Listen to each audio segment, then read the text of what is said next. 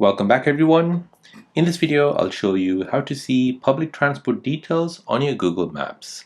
So if you rely a lot on buses and trams and you want to see all the public transport details on your Google Maps, then let me show you how to do this. So first you want to go ahead and open up your Google Maps. Next, you want to go ahead and tap on this layer icon here at the top right. Now from here, you'll get this menu. From here, you want to go ahead and select public transport from map details.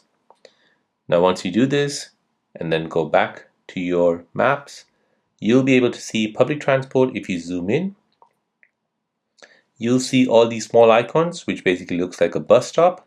So if you tap on them, you'll be able to see all the bus schedules on them. So it depends on your bus service, or it depends on the public transportation companies, which basically provides a feed to Google Maps. So if I go to another location here, and as you can see, it's giving me public transport information on when the buses are coming in and how many minutes apart are they, and if they're delayed or not. So there you go guys, that is how to see public transport details on Google Maps. Now if you're new on the channel and you want to find out more about your iPhone, your Android phone, or any other social media apps, then don't forget to subscribe to this channel. Hit the like button if you find this video useful. Thank you for watching and see you in the next one.